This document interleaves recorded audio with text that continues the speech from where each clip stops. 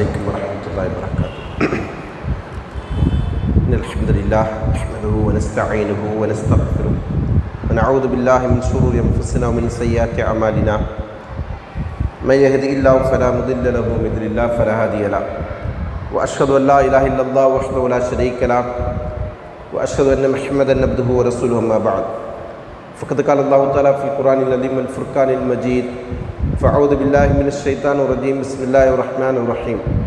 رب اشرح لي صدري ويسر لي أمري واحلل عقدة من لساني يفقهوا قولي.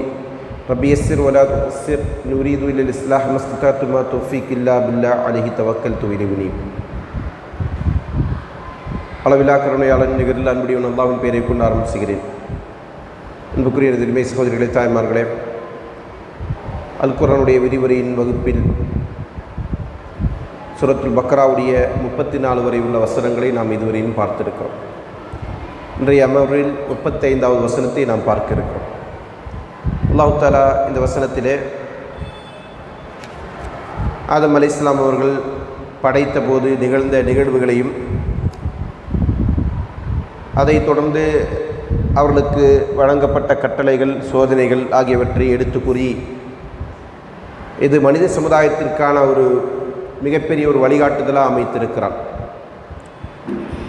ஆதம் அலைஹிஸ்ஸலாம் அவர்களுக்கு சுஜூது செய்ய சொன்னபோது இப்லீஸ் மறுத்தான். அதன் மூலமாக மனித சமுதாயத்துடைய எதிரியாக இப்லீஸ் மாறிவிட்டான். அவனும் அவனுடைய சந்ததிகளும் நம்மை வழிகெடுப்பதே இலக்காக கொண்டு செயல்பட்டு கொண்டிருக்கிறார்கள். அதற்கு எடுத்துக்காட்டாக அல்லாஹ் தஆலா சொல்லுகிறான்: வகுல்னா யா ஆதம் உஸ்குன் அன்த வ ஸௌஜுகல் ஜன்னah. ஆதமிடம் நாம் கூறினோம், ஆதமே, நீயும் உன்னுடைய மனைவியும் ஜன்னாவில் தங்கியிருங்கள். வகுலா மின்ஹா ரகதன் ஹைசு ஷிஅ்துமா. நீங்கள் விரும்பியவாறு அங்கே உண்டு ருசித்து கொண்டு வாழுங்கள். வலா தக்ரபா ஹாதிஹி ஷஜரத ஃபதகூனா மினல் ஸாலிமீன். நீங்கள் இருவரும் இந்த ஒரு மரத்தை நீங்கள் நெருங்க வேண்டாம்.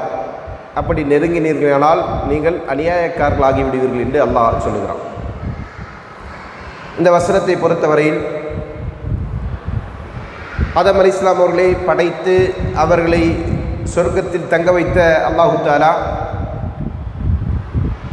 அவர்களுக்கு அங்கே ஒரு சோதனை ஏற்படுத்தி இருக்கிறான் என்கிற செய்தி இந்த வசனம் நமக்கு சொல்லி காட்டுகிறது.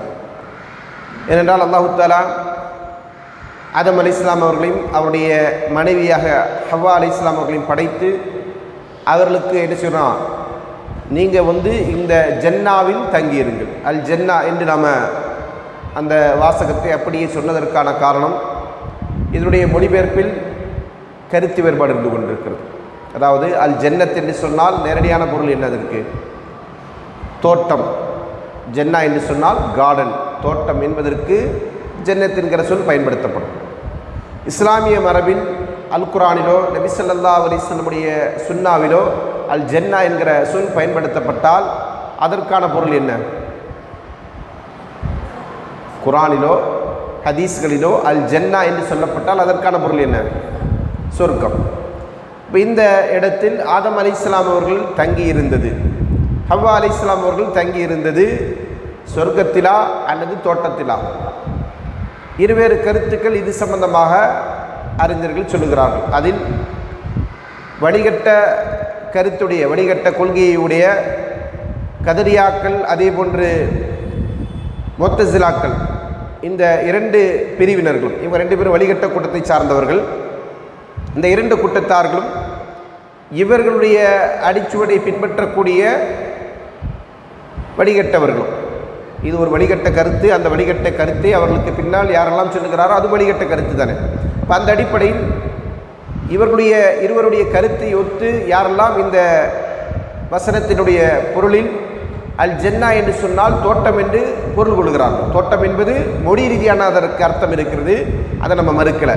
ஆனால் இங்கே குர்ஆனில் அல்லாஹு தஆலா அல் ஜன்னா என்று சொன்னால் எல்லா இடங்களிலும் என்ன அர்த்தமோ பெரும்பான்மையாக அல் ஜன்னா என்று சொன்னால் என்ன அர்த்தம்? சொர்க்கம். இப்போ அந்த அர்த்தம்தான் இந்த வசனத்திலும் வரும் என்பதுதான் பெரும்பான்மை முஃபஸ்ஸிருடைய, அதே போன்று நல்ல அறிஞர்களுடைய விளக்கம், அஹ்லு சுன்னாவை சார்ந்தவருடைய விளக்கம். இப்போ வழிகட்ட கொள்கையுடையவர்கள் மட்டும்தான் என்ன செஞ்சுருக்கிறாங்க, ஆதம் அலைஹிஸ்ஸலாம் அவர்கள் தங்கி இருந்த அந்த அல் ஜன்னா என்று சொன்னால் அது தோட்டம்தான், அதுவும் பூமியில் இருந்த ஒரு தோட்டம் என்று அவர்கள் என்ன செய்வாங்க, வாதிடுவாங்க. ஒரு கிறிஸ்தவ வேதங்களிலும் அதனுடைய வேத விளக்கங்கள் என்ன சொல்லுவாங்க, ஏதென்ஸ் தோட்டம் அப்படின்னு சொல்லுவாங்க. ஈடன் கார்டன், சரிங்களா? ஈடன் கார்டன் சொல்லக்கூடிய என்னது, அது ஏதென்ஸ் தோட்டம். அந்த தோட்டத்தில் தான் அவங்க இருந்தாங்க அப்படின்றது தான் அவருடைய வாதம்.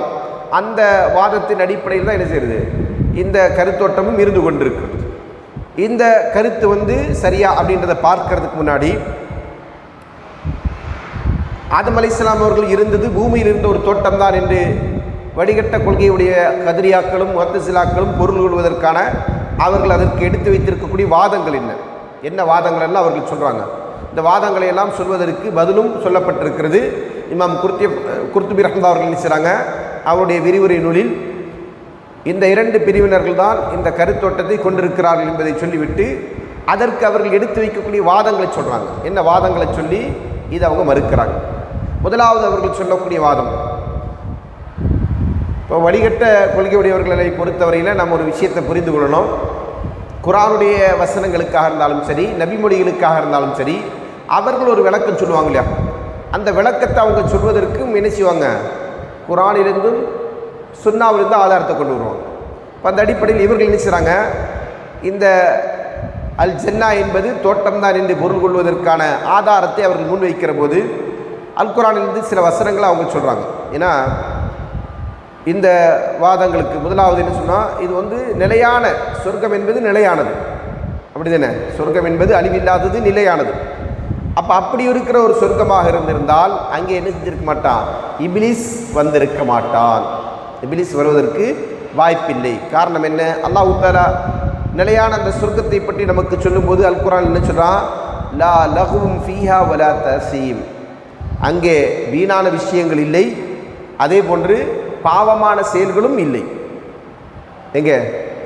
சொர்க்கத்தில். அப்போ சொர்க்கமாக இருந்திருந்தால் இது நடந்திருக்காது என்பதை அவர்கள் சொல்லுகிறார்கள். சூரத்து தூர் 52வது அத்தியாயத்துடைய 23வது வசனம். அதே போன்று 78வது அத்தியாயத்துடைய சூரத்து நபா என்கிற 28வது அத்தியாயத்துடைய 35வது வசனத்தில் அல்லாஹ் சொல்கிறான், லா யஸ்மஊன ஃபீஹா லஹ்வம் வலா கித்தாபா, அவர்கள் அங்கே வீணானவற்றையும் பொய்யையும் செவிமடுக்க மாட்டார்கள்.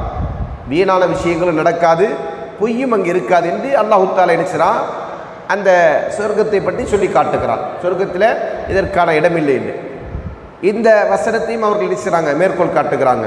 காட்டிட்டு என்ன சொல்கிறாங்க, அது நிலையான அந்த சொர்க்கம் அல்ல என்கிற கருத்தை அவர்கள் முன்வைக்கிறார். இன்னொரு வசனத்தை அவங்க சொல்கிறாங்க, லா யஸ்மஊன ஃபீஹா லஹ்வம் வலா தஸீமா, அங்கே அவர்கள் பொய்யை பாவத்தை அவர்கள் செவியுற மாட்டார்கள், வீணான விஷயங்களும் அவர்கள் செவிமடுக்க மாட்டார்கள்.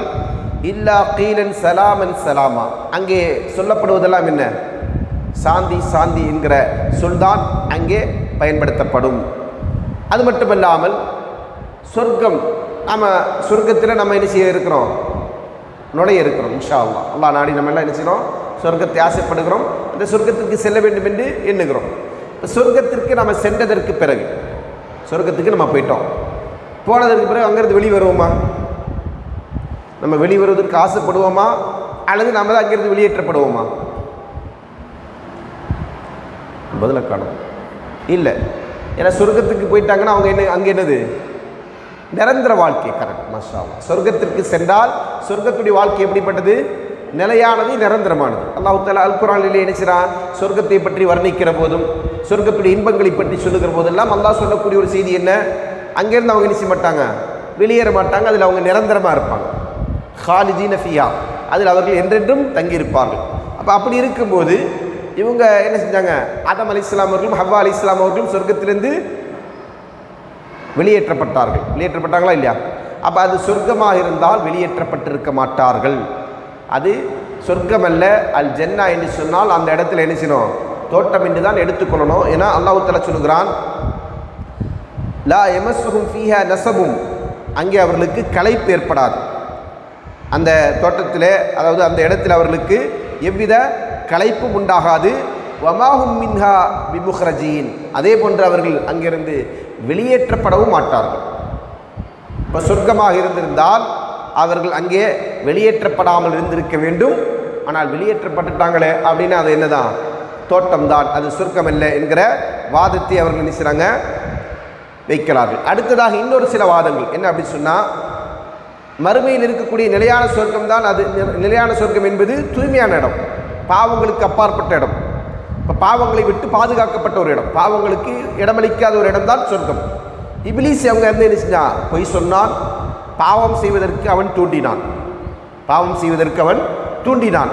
இந்த தூண்டுதலுக்கு இரையான இவர்கள் இருவரும் என்ன செஞ்சாங்க, பாவமும் செஞ்சிட்டாங்க இல்லையா? அப்போ அப்படி இருக்கும்போது அதன் காரணமாக அவர்கள் வெளியேற்றப்படவும் செஞ்சிட்டாங்க. அப்படின்னா இது என்னது, சொர்க்கம் அல்ல, இது ஒரு தோட்டம்தான். அது மட்டுமல்ல, ஆதம் அலைஹிஸ்ஸலாம் அவர்கள் அங்கே இருக்கும்போது ஒரு கோரிக்கையும் வச்சாங்க. என்ன வச்சாங்க அல்லாஹ்விடத்தில்? போன வகுப்பில் நம்ம சொல்லி காட்டோம் இல்லையா? அவர் என்ன கேட்டார் அல்லாஹ்விடத்தில்? ஷஜரத்துல் ஹுல்தி வ முல்கில்லா யப்லா, யா அல்லாஹ், எனக்கு நிலையில்லாத ஆட்சியையும் முடிவில்லாத ஒரு மரத்தையும் பற்றி எனக்கு சொல்லித்தான் அப்படின்னு செஞ்சாங்க. ஆதம் அலைஹிஸ்ஸலாம் இடத்துல கேட்க சொல்லி இப்லீஸ் சொன்னால் அதன் அடிப்படையில் அவர் கேட்டார். அப்போ ஆதம் அலைஹிஸ்ஸலாம் அவர்கள் யார்? ஒரு பரிபூர்ணமான அறிவு படைத்தவர் இல்லையா? முழுமையான அறிவு பெற்றவர் தானே. எப்படி அறிவு பெற்றவர் அவர்? இதெல்லாம் முந்தைய வசனங்களாக நம்ம படித்த விஷயங்கள். இதற்கு முந்தைய வசனங்களில் நம்ம என்ன செஞ்சுருக்கிறோம்? ஆதம் அலைஹிஸ்ஸலாமுடைய அறிவு என்ன? யாரால் அவருக்கு அறிவு கொடுக்கப்பட்டது? அல்லாஹ்வால் நேரடியாக அவருக்கு ஞானம் கொடுக்கப்பட்டது. அப்போ அந்த ஞானம் கொடுக்கப்பட்ட மனிதர் எப்படி இருப்பார்? முழுமையான அறிவு பெற்றவராகத்தான் இருப்பார் இல்லையா? அப்போ அப்படி உள்ள ஒருவர் இது போன்ற ஒரு கோரிக்கை வைப்பார் அல்லாஹ்விடத்தில், எனக்கு நிலையில்லாத ஆட்சியையும் அறிவில்லா ஒரு ஆட்சியையும் அதே போன்று நிலையான ஒரு மரத்தையும் எனக்கு சொல்லி எனக்கு காட்டுங்கள் என்று அல்லாஹ்விடத்தில் அப்படி ஒரு கோரிக்கை வைப்பாரா என்கிற வாதமும் வைக்கப்படுது. சரி, இப்போ இதற்கான பதில், இப்போ இதெல்லாம் என்னது, வடிகட்ட கொள்கையுடைய முத்தஸிலாக்களும் கதிரியாக்களும் அதே முத்தஸிலாக்குடைய கதிரியாக்குடைய வழி வந்தவர்களும் எடுத்துரைக்கக்கூடிய வாதங்கள். இதில் சுருக்கமாக முத்தஸிலா கதிரியா என்ன யாருன்னு சொல்லிட்டு போயிடுறேன், இல்லைனா சில பேருக்கு தெரியாது, ஏற்கனவே வகுப்பிற்கு வந்தவர்களுக்கு தெரியும் இல்லையா, அதெல்லாம் அது உங்களுக்கு தெரியாது. அதனால் சுருக்கமாக சொல்லிடுறேன். இது ஒரு விரிவான தலைப்பு தான், நிறைய பேச வேண்டியிருக்கு, இருந்தாலும் நான் நினைக்கிறேன் சுருக்கமாக சொல்கிறேன். முத்தஸிலா என்று சொன்னால் வாசில் பின் அத்தா என்கிற நபரால் உருவாக்கப்பட்ட ஒரு அமைப்பு. இவர்கள் என்ன செஞ்சாங்க அப்படின்னா, குரானையும் சுன்னாவையும், குரானும் சுன்னாவும் நம்முடைய மார்க்கத்தின் மூலாதாரம், இந்த மூலாதாரத்தை அணுகுகிற போது அவர்கள் நினைச்சவங்க தங்களுடைய அறிவை கொண்டு அணுகுவார்கள். குரானிலும் சுன்னாவிலும் ஒரு விஷயம் சொல்லப்பட்டிருக்கு, அதை நம்ம எப்படி விளங்கணும் அப்படின்னு கேட்டால், இவருடைய முத்தஸிலாக்குடைய வாதத்தின் அடிப்படையில் தங்களுடைய அறிவை கொண்டு அதை விளங்கணும். எப்படி விளங்கணும்? தங்களுடைய அறிவை கொண்டு அதை விளங்க வேண்டும் என்கிற கருத்துடையவர்கள் தான் யார்? முத்தஸிலாக்கள். இப்போ அறிவிற்கு அது ஒத்து வரலை அப்படின்னு சொன்னால் என்ன செய்வாங்க? ஒருவேளை ஹதீஸில் சொல்லப்படுகிற ஒரு செய்தி அல்லது குரானில் சொல்லப்படுகிற ஒரு விஷயம் அவருடைய அறிவு அதை ஏற்றுக்கொள்ள மறுக்கிறது, அறிவு ஏற்றுக்கொள்ளலை அப்படின்னு சொன்னால் என்ன செய்வாங்க? ஏற்றுக்க மாட்டாங்க. அது குரான் வசனமாக இருந்தால் அதற்கு மாற்று விளக்கம் சொல்லுவாங்க, ஹதீஸாக இருந்தால் அதை மறுத்துருவாங்க. ஹதீஸாக இருந்தால் அதை என்ன செஞ்சுருவாங்க? இது ஹதீஸே அல்ல என்று மறுத்துருவாங்க. இதுதான் அவனுடைய பாணி. இப்போ இந்த சிந்தனை உள்ளவங்க நம்ம கூட இருக்கிறாங்க இல்லையா? இதே கருத்தோட்டத்தை உடையவர்கள் இன்றைக்கு இதே வழிகட்ட சித்தாந்தத்தை பின்பற்றி கொண்டு இருக்கிறாங்க. இது ஒரு 2ஆம் நூற்றாண்டில், ஹிஜ்ரி 2ஆம் நூற்றாண்டில் தோன்றிய ஒரு வழிகேடு. அந்த வழிகேடு அப்படின்றது காலங்காலமாக இருந்துகிட்ருக்கு. கதிரியாக்கள் என்று சொன்னால் யார் அப்படின்னு சொன்னால், விதியை மறுக்கக்கூடியவர்கள், விதி என்று ஒன்று இல்லை அப்படின்னு மறுக்கக்கூடியவங்க தான் கதிரியாக்கள். சரிங்களா? அப்போ எந்த ஒரு செயலும் மனிதன் பாவம் செய்கிறது என்னது, அதெல்லாம் கதிரின் அடிப்படையில் கிடையாது என்று மறுக்கக்கூடியவங்க தான். அதனால் அவங்க என்ன செய்வாங்க? ஆதம் அலைஹிஸ்ஸலாம் சொர்க்கத்தில் இருந்தது மறுப்பாங்க. சொர்க்கம் என்பது அது தோட்டம் என்கிற நிலை கருத்து தான் என்று என்ன செய்வாங்க? அதையும் மறுத்திருக்கிறாங்க. அதனால தான் இந்த 2 வழிகட்ட கூட்டங்களும் இது போன்ற ஒரு கருத்தை சொல்லியிருக்கிறார்கள் என்பதை நம்ம புரிந்து கொள்ளணும். அடுத்ததாக இப்போ இதற்கு நம்ம என்ன பதில், அதாவது நாம பதில் என்று சொன்னால் நாம் சொல்கிற பதில் இல்லை, இதற்கு சரியான கொள்கையுடையவர்கள் எந்த அறிஞர்கள் எல்லாம் இங்கே இந்த வசனத்தில் அல்லாஹு தஆலா ஆதம் அலைஹிஸ்ஸலாம் அவர்களை பார்த்தும் ஹவ்வா அலைஹிஸ்ஸலாம் அவர்களை பார்த்தும் இஸ்குன் அந்த வ ஸௌஜுக ஃபில் ஜன்னா, நீயும் உன்னுடைய மனைவியும் சொர்க்கத்தில் இரு என்று அல்லாஹ் சொன்னானோ, ஜன்னாவில் இரு என்று அல்லாஹ் சொன்னானோ, அந்த ஜன்னத் சொர்க்கம்தான் என்று நம்ம சொல்வதற்கான ஆதாரம். அதற்கான பதில்கள் என்ன சொன்னால், முதலாவது அரபு மொழியில் ஜன்னத் என்கிற சொல்லும் அல் ஜன்னா என்கிற சொல்லும் ரெண்டும் இரண்டு விதமான பொருளுடையது. ஒன்று அல் ஜன்னத் என்று சொன்னால் குறிப்பிட்டு சொல்வது, குறிப்பிட்ட ஒன்றை சொல்வதற்கு தான் அல் என்கிற சொல் பயன்படுத்தப்படும். இப்போ நாம் அல்லாஹ்விடத்தில் பிரார்த்திக்கும் போது அல்லாஹும்ம இன்னி அஸ்அலுக்கல் ஜன்னா, அல்லாஹுவே நான் உன்னிடத்தில் அல் ஜன்னத்தை வேண்டுகிறேன் அப்படின்னு நம்ம சொல்லுவோம் இல்லையா? அப்படின்னா என்ன அர்த்தம்? தோட்டம்னு அர்த்தம் வருமா? அப்போ சொர்க்கம் தானே அர்த்தம். அப்போ அதே வார்த்தையை தான் நல்லா என்ன செய்யறான், இந்த இடத்துல அல் ஜன்னா அப்படின்ற வார்த்தையை தான் நல்லா பயன்படுத்துகிறான். அப்போ அதனால் என்ன செய்கிறாங்க, சொர்க்கத்தை தான் வேண்ட வேண்டும், சொர்க்கத்தான் கேட்டா, சொர்க்கத்தில் தான் அவங்க இருந்தாங்கன்றத நம்ம விளங்குறோம். சரிங்களா? அடுத்ததாக இப்போ ஆதம் அலைஹிஸ்ஸலாம் அவர்கள் மூசா அலைஹிஸ்ஸலாம் அவர்கள் ஆதம் அலைஹிஸ்ஸலாம் அவர்களை சந்திக்கிறாங்க. ஒரு உரையாடல் நமக்கு தெரியும் இல்லையா? அந்த உரையாடலில் என்ன செய்வாங்க, மூசா அலைஹிஸ்ஸலாம் அவர்கள் நீங்கள் தான் எங்களுடைய வாப்பாவா ஆதி பிதாவா, உங்களை தான் அல்லாஹ் கையால் நேரடியாக படைச்சானா, உங்களை தான் அல்லாஹ் சொர்க்கத்தில் தங்க வச்சானா, இப்படியெல்லாம் கேட்டுட்டு அடுத்து என்ன சொல்லுவாங்க, உங்கள் செயலின் காரணமாக தான் நாங்கள் என்ன செஞ்சிட்டோம், எங்கே வந்துட்டோம், பூமிக்கு வந்துட்டோம். சரிங்களா? அப்படின்னு அவர் என்ன செய்வார் சொல்லும்போது, அப்போ ஆதம் அலைஹிஸ்ஸலாம் அவர்கள் சொன்னாங்க, என்னை படைக்கிறதுக்கு முன்னாடியெல்லாம் அல்லாஹ் என்ன செஞ்சிட்டான், என்னுடைய விதி எழுதிட்டான், அந்த விதியில் உள்ளது, அது என்னால் மாற்ற முடியாது, அதனால தான் அது நடந்ததுன்னு சொல்லுவாங்க. இப்போது மூசா அலைஹிஸ்ஸலாம் அவர்கள் என்ன சொல்கிறாங்க, சொர்க்கத்தில் இருந்து நீங்கள் செஞ்ச செயல் காரணமாக தானே எல்லாம் வெளியே வந்தோம், இல்லைன்னா அங்கே இருந்திருக்கலாமே அப்படின்னு சொல்லுவாங்க. அங்கே இருக்க முடியாது, காரணம் அல்லாஹ்வுடைய கல்லா என்பது என்னது, அல்லாஹ்வுடைய விதி என்பது என்னது, மனிதன் பூமியில் வாழணும், வாழ்ந்து விட்டு தான் சொர்க்கத்துக்கு போகணும். அப்போ ஆதம் அலைஹிஸ்ஸலாம் அவர்களும் அங்கே படைச்சு அல்லாஹ் தஆலா அந்த சொர்க்கத்திலே நடமாட வைத்திருக்கிறான். சரிங்களா? அப்போது மூசா அலைஹிஸ்ஸலாம் அவர்கள் இதை சொல்லும்போது, ஒருவேளை ஆதம் அலைஹிஸ்ஸலாம் அவர்கள் இருந்தது ஒரு தோட்டத்தில் இருந்தால் இப்படி ஒரு கருத்து சொல்கிறதுக்கு வாய்ப்பு இருக்கா? தோட்டத்திலேருந்து இங்கே வெளியே வந்துட்டீங்க அப்படின்னு சொல்லுவாரா அவர்? அது ஒரு குற்றச்சாட்டாக சொல்லுவாரா? சொல்ல மாட்டார். சரிங்களா? அப்படியே இருந்தாலும் மூசா அலைஹிஸ்ஸலாம் அவர்கள் இது சொல்லும்போது ஆதம் அலைஹிஸ்ஸலாம் என்ன சொல்லணும், நான் சொர்க்கத்திலேருந்து தான் வெளியே வரலப்பா, நான் என்ன செஞ்சேன், பூமியில் ஒரு தோட்டத்திலேருந்து தான் வெளியே வந்தேன் அப்படின்னு அவர் சொல்லியிருக்கணும். சரிங்களா? அப்போ அது மாதிரி ஒரு உரையாடல் அங்கே நடக்கவில்லை என்பதனால் நம்ம நினைக்கிறோம் இது சொர்க்கத்தில் இருக்கிற சொர்க்கம்தான் என்பதை நம்ம விளங்குறோம். சரிங்களா? அடுத்ததாக அவங்க எடுத்து வைத்த வசனங்கள், இப்போ நம்ம ஒரு சில வசனங்கள் சொல்லி காட்டணும் இல்லையா, இதெல்லாம் சொர்க்கம் அல்ல, அது பூமியில் ஒரு தோட்டம் தான் என்று சொல்லக்கூடியவர்கள் எடுத்து வைக்கக்கூடிய ஆதாரங்கள். ஆனால் அந்த ஆதாரங்கள் என்னது, குர்ஆன் அல்லாஹ் தஆலா சொர்க்கத்தை சொல்வதற்காண்டி பயன்படுத்தப்பட்டிருக்கிற ஆதாரங்கள். அது எப்போ, ஏற்கனவே நடந்ததா, இனிமேல் நடக்க இருக்கிறதா? சொர்க்கத்தில் நம்ம நினைச்ச மாட்டோம், லா யஸ்மஊன ஃபீஹா லக்வம் வலா தஸீமா, அவர்கள் அங்கே வீணானவற்றை செவிமடுக்க மாட்டார்கள், பாவமான விஷயத்தை செவியேற்க மாட்டார்கள் என்று அல்லாஹ் சொன்னது இனிமேலா அல்லது ஏற்கனவேயா? இனிமேல் தானே. சொர்க்கத்துக்கு மனிதர் சென்றதற்கு பிறகு உலகத்தில் வாழ்ந்து கொண்டிருக்கிற மனிதர்கள் அவருடைய அமலுக்காக எங்கே போவாங்க, சொர்க்கத்துக்கு போயிருக்கிறாங்க. அப்போ அந்த சொர்க்கத்துக்கு சென்றதற்கு பிறகு சொர்க்கத்தில் அவங்களுடைய நிலை என்ன, நிலையான இன்பம். அங்கே அவங்க என்ன செய்ய மாட்டாங்க, பாவத்தை அறிய மாட்டார்கள், பொய்யை அறிய மாட்டார்கள், எந்த விதமான மோசடி அவர்கள் அறிய மாட்டார்கள். அங்கே என்ன செய்வாங்க, ஏன்னா இதையெல்லாம் விட்டொழித்து வாழ்ந்ததற்கான பரிசாகத்தை நல்லா சொர்க்கத்தை தர இருக்கிறான். சொர்க்கம் என்பது எதற்காக வேண்டி, இந்த உலகத்தில் ஒரு மனிதன் அல்லாஹ்விற்கு அஞ்சி அல்லாஹ்விற்கு கட்டுப்பட்டு அவன் வகுத்து தந்திருக்கிற அந்த வரையறையை பின்பற்றி கொண்டு வாழ்ந்ததற்கு கொடுக்கப்படுகிற வெகுமதி. அப்போ அந்த வெகுமதி கிடைத்ததற்கு பிறகு அவங்க என்ன செய்வாங்க, இதெல்லாம் செய்ய மாட்டானே. ஏன்னா அதுலேருந்தெல்லாம் அவன் தன்னை தூய்மைப்படுத்தி கொண்டதுனால தான் சொர்க்கம். அப்போ அப்படி இருக்கும்போது இனிமேல் வரக்கூடிய ஒன்றை என்ன செய்கிறாங்க, அவங்க முன்னாடி நடந்தது போன்ற அந்த வசனங்களை திரிக்கிறாங்க. சரிங்களா? அது அந்த வசனங்கள் எல்லாம் அவர்கள் தவறான இடங்களில் அதை பயன்படுத்தி இருக்கிறார்கள் என்பதற்கான ஆதாரம். சரிங்களா? அடுத்தது சொர்க்கத்தில் என்ன செய்வாங்க, சொர்க்கத்தில் இப்லீஸ் வருவானா அப்படின்னு கேட்டாங்க. அப்படின்றது அவங்களுடைய வாதம். அதற்கான பதில் என்ன, சொர்க்கத்திற்குள் மலாய்க்கா சென்று கொண்டும் வந்து கொண்டும் இருக்கிறாங்களா இல்லையா? அதே மாதிரி நபி ஸல்லல்லாஹு அலைஹி வஸல்லம் அவர்கள் சொர்க்கத்திற்கு சென்றார்களா? நபி ஸல்லல்லாஹு சொர்க்கத்தை பார்த்தாங்களா இல்லையா? பார்த்தாங்க இல்லையா? சொர்க்கத்தில் என்னெல்லாம் இன்பங்கள் இருக்குன்றதெல்லாம் நினைச்சாங்க. சொர்க்கத்தை பார்த்து தானே சொன்னாங்க. அதை எப்போ, மேரேஜ் பயணத்தின் போது போனாங்க, வந்துட்டாங்க. அங்கே இருந்தாங்களான்னா இருக்கலை. அது எப்போதான் நிலையான தங்குதல் என்பது அது மரணத்திற்கு பிறகுதான், மறுமைக்கு பின்னர் தான் என்பது மாற்று கருத்தில்லை.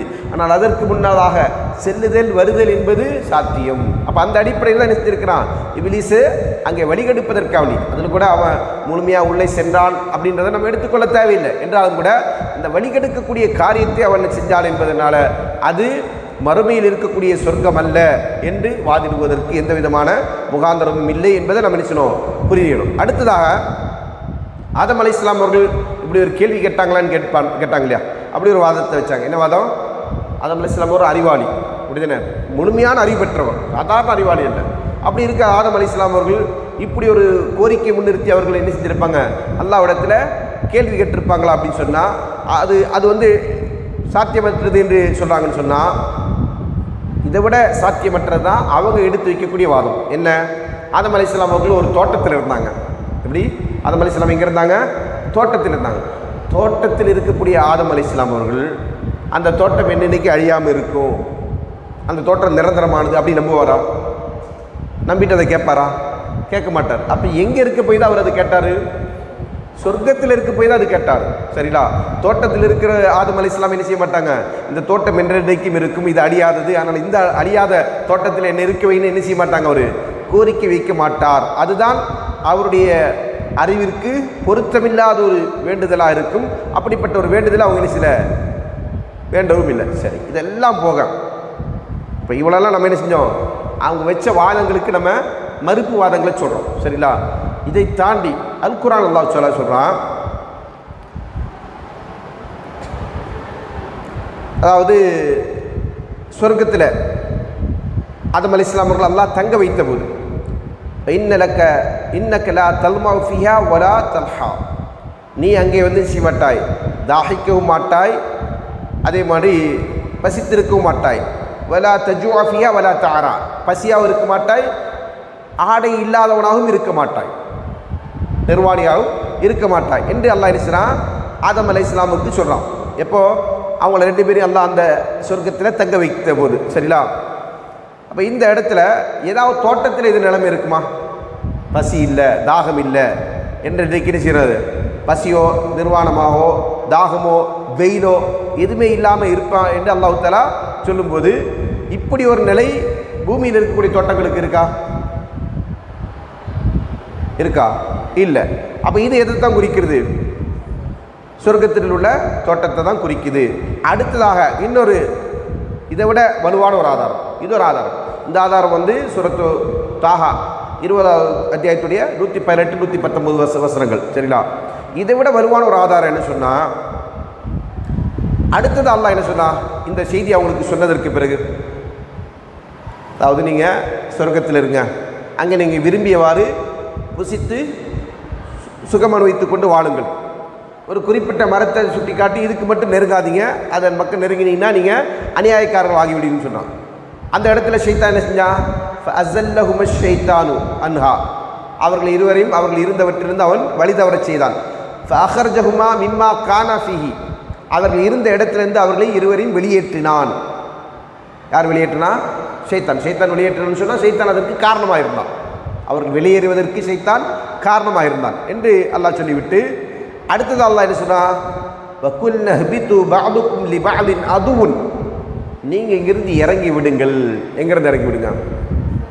சொர்க்கத்திலேருந்து இறங்கி விடணுமா, தோட்டத்திலேருந்து வெளியே போகணுமா? அல்லாஹ் என்ன சொல்கிறான்? சொர்க்கத்திலேருந்து வெளியேறி விடுங்கள் அப்படின்னு சொல்லிட்டு, வலக்கும் ஃபில் அர்லி முஸ்தகர்ருன், உங்களுக்கு பூமியில் தங்கும் இடம் இருக்கிறது. அந்த தோட்டம் பூமியில் இருக்குன்னு சொன்னால் இப்படி அல்லாஹ் சொல்கிறதுல அர்த்தம் இருக்கா? தோட்டம் பூமியில் இருக்குது, பூமியில் இருக்கிற தோட்டத்திலேருந்து அல்லாஹ் என்ன சொல்கிறான்? பூமிக்கு போங்க அப்படின்னு சொல்லுவானா? இங்கேருந்து இறங்கி விடுங்கன்னு சொல்லுவானா? அப்படி சொல்கிறதுக்கு முகாந்திரம் இருக்கா அப்படின்னு சொன்னால் இது எதுவுமே இல்லை. அப்போது இந்த வசனத்தில் அல்லாஹ் என்ன சொல்கிறான்? நேரடியாகவே அவங்க ரெண்டு பேரும் நீங்கள் என்ன செய்யுங்க, இங்கேருந்து பூமிக்கு இறங்கி விடுங்க, பூமியில் உங்களுக்கு என்னது சிறிது காலம் தங்குமிடம் இருக்கிறது. அப்போது இந்த அல்லாஹ்வுடைய கூற்று நேரடியாக அடுத்த வசனம், அதாவது இப்போ நம்ம இது வரைக்கும் நம்ம எந்த வசனத்திற்கு விளக்கம் சொல்லி கொண்டு இருக்கிறோமோ அதற்கு பிந்திய வசனத்திலிருந்து அல்லாஹ் என்ன செய்கிறான்? இதை சொல்கிறான். என்ன சொல்கிறான்? நீங்கள் ரெண்டு பேரும் இங்கேருந்து இறங்கி போங்க, இறங்கி போனால் உங்களுக்கு என்ன இருக்குது? பூமியில் தங்குமிடம் இருக்குது. ஒரு குறிப்பிட்ட காலம் நீங்கள் என்ன செய்வீங்க? பூமியில் நீங்கள் உல்லாசமாக சந்தோஷமாக வாழலாம் என்று அல்லாஹ் தஆலா உங்களுக்கு சொல்கிறான். அப்போ அது வந்து பூமியிலே இருக்கக்கூடிய ஒரு தோட்டமாக இருந்ததுன்னா பூமியில் இருக்கிற தோட்டத்திலிருந்து பூமிக்கு இறங்கி போங்கன்னு சொல்லுவானா? அப்போ அது எங்கே இருக்கிற தோட்டம்? சொர்க்கத்தில். சொர்க்கம் என்பதுதான் அந்த வசனத்தில் அல்லாஹ் அல் ஜன்னா என்று பயன்படுத்துகிறானே தவிர பூமியில் இருக்கக்கூடிய தோட்டத்தை அல்ல என்பதுதான் இதற்கான விளக்கம். இந்த விளக்கங்களை இணைச்சலாம் இமாம் குர்துபி ரஹ்மத்துல்லாஹி அவர்கள் என்ன செஞ்சிருக்கிறாங்க, அவருடைய தஃப்சீரில் இதற்கான விளக்கமாக என்ன செஞ்சிருக்கிறாங்க, பதிவு செய்திருக்கிறார்கள். அடுத்ததாக இமாம் தபரி ரஹ்மத்துல்லாஹி சொல்கிறாங்க, அல்லாஹ் தஆலா ஆதம் அலைஹிஸ்ஸலாம் அவர்கள் செஞ்சாங்க. ஆதம் அலைஹிஸ்ஸலாம் அவர்களுக்கு சுஜூது செய்யாமல் இப்லீஸ் பெருமை அடித்தான். அப்போ அதனால் அவன் என்ன செஞ்சான், அல்லாஹ் தஆலா சொர்க்கத்திலிருந்து வெளியேற்றினான். பூமிக்கு இறக்கப்படுவதற்கு முன்பாக தான் என்ன செஞ்சாங்க, ஆதம் அலைஹிஸ்ஸலாம் அவர்கள் சொர்க்கத்தில் குடியமர்த்தப்பட்டார்கள் என்று கூறுவதற்கு இவ்வசனம் தெளிவான ஆதாரமாகும். அதாவது பூமியில் இல்லை, அவங்க வந்து செஞ்சாங்க சொர்க்கத்தில் தான் குடியமர்த்தப்பட்டாங்க, அதுவும் பூமிக்கு வருவதற்கு முன்பாகத்தான் நடந்தது என்பதற்கு இந்த வசனம் என்னது சான்றாக இருக்குது என்று என்ன செய்கிறாங்க இமாம் தபரி ரஹ்மத்துல்லாஹி அவர்கள் சொல்லி காட்டுறாங்க. சரிங்களா? அடுத்ததா அல்லாஹ் என்ன சொல்றான், வலா தக்ரப ஹாதி ஷஜரா, இந்த மரத்தை நீங்கள் நெருங்காதீங்க. இப்போ இந்த மரம் எது என்பது தொடர்பாக குர்ஆனுடைய விரிவுரையாளர்கள் என்ன செஞ்சிருக்கிறாங்க, முஃபஸ்ஸிர்கள் பல கருத்துக்களை சொல்லியிருக்கிறாங்க. ஆனால் அந்த கருத்துக்கள் எதுவுமே ஆதாரபூர்வமானதல்ல. ஏனென்றால் குர்ஆனிலோ அல்லது ஆதாரபூர்வமான நபிமொழிகளிலோ அல்லது நேரடியாக சஹாபாக்குடைய விளக்கமாகவோ என்ன சில அது இன்ன மரம்தான் என்று ஆதாரபூர்வமான எந்த ஒரு செய்தியும் இல்லை. அதெல்லாம் அது இல்லாதனால என்ன செய்கிறாங்க, பலரும் பல மரத்தை சொல்கிறாங்க. நீங்கள் சொன்ன மாதிரி ஆப்பிள் அப்படின்றது கிறிஸ்தவ கதைகளில் வரக்கூடியது. சரிங்களா? ஆப்பிள் என்றும் அது வேறு வேறு மரங்கள் என்றும் என்ன செய்யப்பட்டிருக்கு, விளக்கங்கள் சொல்லப்பட்டிருக்கிறது. ஆனால் அது எதற்குமே என்ன இல்லை, ஆதாரம் இல்லை. இமாம் இப்னு கஸீர் ரஹ்மத்துல்லாஹி சொல்கிறாங்க, ஆதம் அலைஹிஸ்ஸலாம் அவர்களையும் ஆதம் அலைஹிஸ்ஸலாம் அவர்களையும் அவருடைய மனைவி ஹவ்வா அலைஹிஸ்ஸலாம் அவர்கள் அல்லாஹ் சொர்க்கத்தின் மரங்களில் ஒரு குறிப்பிட்ட மரத்தை அதன் பக்கம் நெருங்காதீங்க, அது சாப்பிடாதீங்கன்னு தடை செஞ்சான். அது எந்த மரம் என்பதை பற்றிய அறிவு நம்மிடம் இல்லை. இது என்ன மரம் நமக்கு தெரியாது. சரிங்களா? அது மட்டும் இல்லை, ஏனெனில் அது அல்லாஹ் குர்ஆனிலோ ஆதாரபூர்வமான ஹதீஸ்களோ அதை பற்றி எந்த ஆதாரத்தையும் அல்லாஹ் வழங்கலை, எனவே நமக்கு தெரியாது அப்படி சொல்கிறாங்க. மேலும் சொல்கிறாங்க, அதை அறிந்து கொள்வதனால் அதை அறிந்தவருக்கு எந்த விதமான பலனும் கிடையாது. ஒருத்தருக்கு அறியாமல் போயிடுச்சு, அதனால் அவருக்கு எந்த தீங்கு ஏற்பட போவதில்லை. அதனால தான் அல்லாஹ் என்ன செய்யல அதை நமக்கு சொல்லித்தரவில்லை என்று அவர்கள் சொல்லி காட்டுறாங்க. இமாம் சாஜி ரஹ்மத்துல்லாஹி அவர்கள் சொல்கிறாங்க, சொர்க்கத்தின் மரங்களில் ஒரு வகை மரம், அது குறித்து அல்லாஹ் மிக அறிந்தவனாக இருக்கலாம். சரிங்களா? அல்லாஹ்வுக்கு தெரியாது என்ன மரம்னு. அந்த மரத்தை விட்டு இருவரும் தடுக்கப்பட்டது சோதனையாக இருக்கலாம், அல்லது நமக்கு தெரியாத நுட்பம் அதில் இருக்கலாம். எதற்காக வேண்டி அல்லாஹ் தடுத்தா, அந்த கேள்விக்கு பதில் இல்லை. அந்த கேள்விக்கு நம்மகிட்ட என்ன இல்லை, பதில் கிடையாது. அதுக்கு ஏதாவது காரணம் இருக்கலாம். அல்லாஹ் வந்து அதில் ஒரு ஹிக்மத் அல்லாஹ் நாடி இருக்கலாம், அல்லது அதை ஒரு சோதனையை அல்லாஹ் ஆக்கி அதன் மூலமாக அல்லாஹ் என்ன செஞ்சிருக்கிறான், அந்த மரத்தை வந்து நெருங்க விடாமல் தடுத்திருக்கலாம். இதில் எது வேண்டுமானாலும் இருக்கலாம் என்று நினைக்கிறாங்க. இந்த வசனங்களுக்கான விளக்கம் சொல்லுகிற போது முஃபஸ்ஸிர்கள் கடந்து செல்கிறார்கள். அதுதான் அதற்கான சரியான விளக்கம். அப்போ அது என்ன மரன்றதை பற்றியான அறிவு நமக்கு இல்லை, நாம் அதை பற்றி ஆராய்ச்சி செய்யவும் தேவையில்லை. அடுத்ததாக அல்லாஹ் என்ன சொல்கிறான், ஃபதகூனா மினல் ஸாலிமீன், நீங்கள் ரெண்டு பேருமே என்ன செய்வீங்க, அநியாயக்காரர்கள் அறிவீங்க.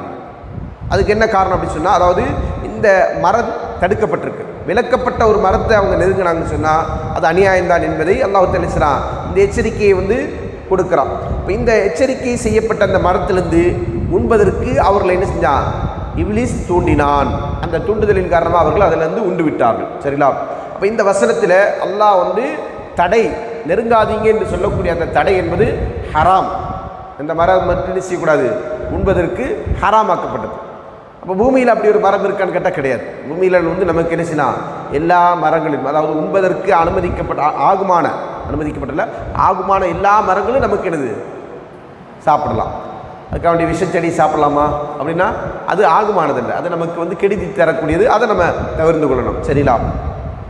அப்போ இந்த வசனத்திற்கு விளக்கம் சொல்லும்போது இமாம் சாஜி ரஹ்மத்துல்லாஹி சொன்னாங்க, இந்த தடை என்பது ஹராமை தெரிவிக்கக்கூடியதாகும். எனவே தான் அல்லாஹ் என்ன செஞ்சிருக்கிறான், அதை நெருங்கினீங்கன்னா நீ அநியாயக்காரர்கள் ஆகிவிடுன்னு சொல்கிறான். இப்போ அநியாயம் என்பது அங்கே இணைத்து சொல்லப்பட்டதன் காரணமாக அது வந்து என்னது ஹராமாக்கப்பட்ட ஒரு மரம் என்பதை நாம் புரிந்து கொள்ள வேண்டும் என்பதை சொல்கிறாங்க.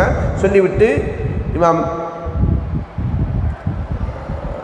இப்னு அத்தியார் ரஹ்மத்துல்லாஹி அவர்கள் சொல்லக்கூடிய ஒரு கருத்து, அவங்க சொல்கிறாங்க, இந்த வசனம், அதாவது ஒரு மனிதர் வந்து எது வந்து தனக்கு ஹராமாக்கப்பட்டிருக்கும், ஹராமாக்கப்பட்ட ஒன்றை செய்யக்கூடாது என்பதை தாண்டி அதற்கு பக்கத்தில் கூட அவங்க நெருங்கக்கூடாது. ஹராமானதை செய்ய போகிறதுக்கு முன்னாடி என்ன செய்யணும், செய்ய போகிறது என்பதை தவிர்த்து கொள்வதை விட அதற்கு பக்கத்தில் நெருங்காமல் இருக்கணும். அதற்கு என்ன செய்வாங்க, ஷரியாவுடைய மொழியில் வந்து சத்து தரியா என்று சொல்லுவாங்க. சத்து தரியா, அதாவது காரண காரியங்களுடைய வாசலை அடைப்பது. அல்லாஹ் அந்த மரத்துலேருந்து நீங்கள் பழத்தை பறித்து சாப்பிடாதே என்று அல்லாஹ் சொல்லலை. என்ன சொன்னால், அந்த மரத்தின் பக்கமே நெருங்காதேன்னு சொல்லிட்டான். அப்போ இதில் என்ன இருக்குது நமக்கு செய்தி? ஒரு ஹராம் அல்லாஹ், ஒரு தடை அல்லாஹ் விதிக்கிறான்னு சொன்னால் அந்த தடையை நெருங்குவதற்குரிய எல்லா காரண காரியங்களுடைய வாசலை அல்லாஹ் அடைக்கிறான்.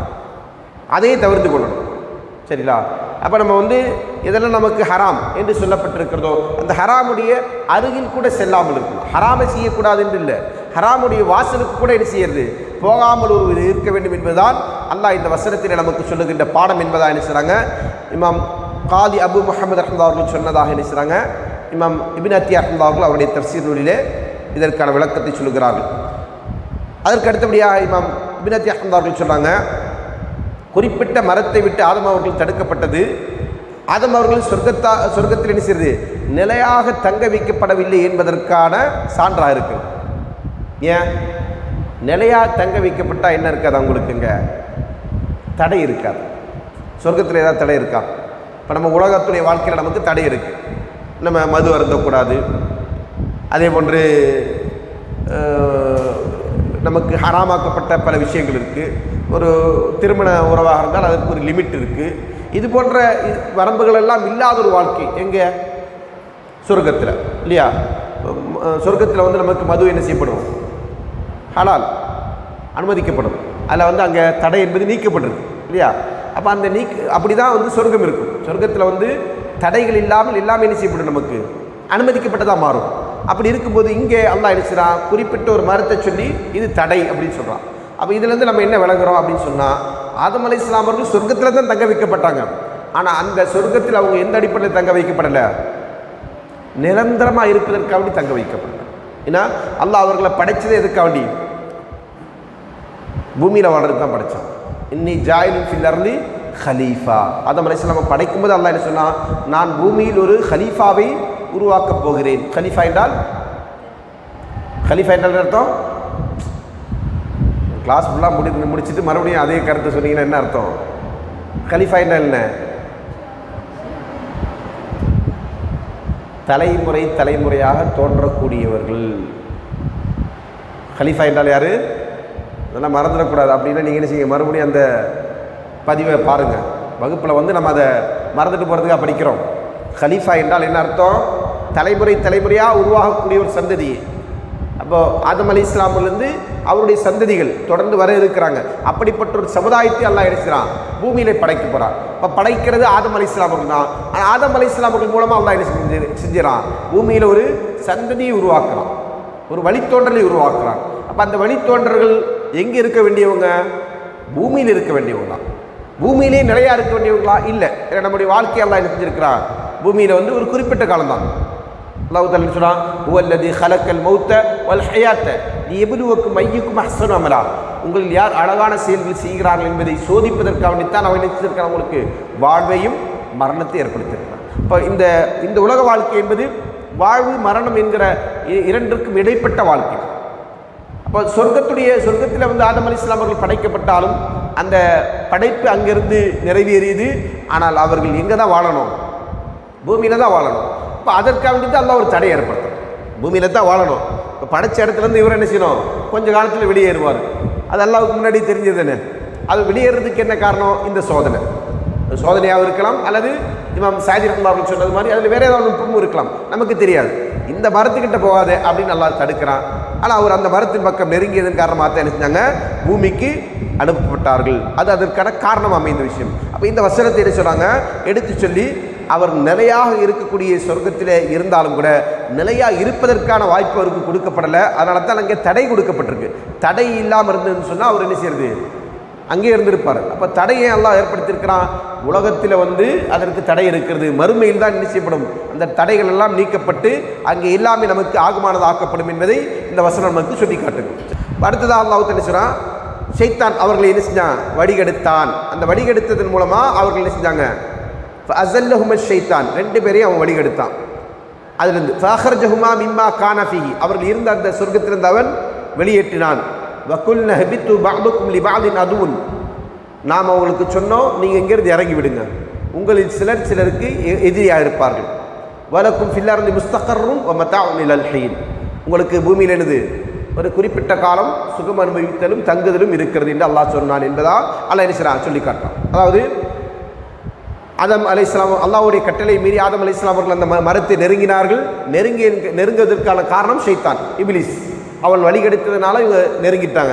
அதன் காரணமாக அல்லாஹ் என்ன செய்றான், அங்கிருந்து அவளை வெளியேற்றுகிறான். வெளியேற்றுகிற போது அல்லாஹ் சொன்ன செய்தி என்ன, உங்கள் சிலர் சிலருக்கு பகைவர்களாக இருப்பார். அதாவது மனிதர்களுக்கு யார் பகைவன், இப்லீஸும் இப்லீஸுடைய சந்ததிகளும் பகைவனாக இருப்பார்கள் என்பதை அல்லாஹ் தஆலா சொல்லிவிட்டு, இந்த பூமியில் நீங்கள் என்ன செய்யணும், கொஞ்ச காலம் இருக்க வேண்டும் என்கிற ஒரு ஒரு சுதந்திரத்தையும் அல்லாஹ் தஆலா நமக்கு தந்துவிட்டு இந்த வசனத்தை என்ன செய்யலாம் சொல்லி முடிக்கிறான். ஆக இதான் இந்த வசனங்களுக்கான விளக்கம். இன்ஷா அல்லாஹ் வரக்கூடிய அமர்விலே இதை தொடர்ந்துள்ள விளக்கத்தை நம்ம பார்க்க இருக்கிறோம்.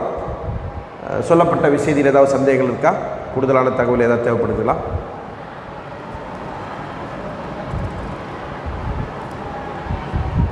இது இல்லை, கேள்வி இது இல்லை,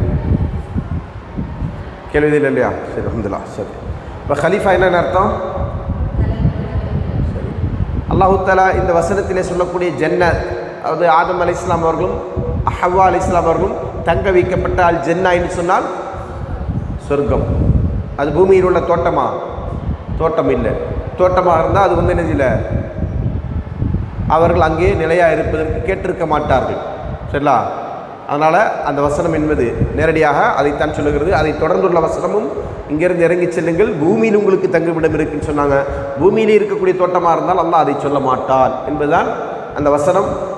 அஹ்லு சுன்னா அறிஞர்கள் புரிந்ததின் அடிப்படையில் நாமும் புரிய வேண்டும் என்பதற்கு தெளிவான சான்று. அதற்கு மாற்றமான புரிதல் வழிகட்ட அமைப்பினுடைய சித்தாந்தம் என்பதை நம்ம விளங்கி அது போன்ற எண்ணங்களிலிருந்தும் சிந்தனைகளிலிருந்தும் நம்ம தூரமாக இருப்போம். அல்லாஹ்வுடைய கலாமை சரியான முறையில் விளங்கிக் கொள்வோம். எனக்கு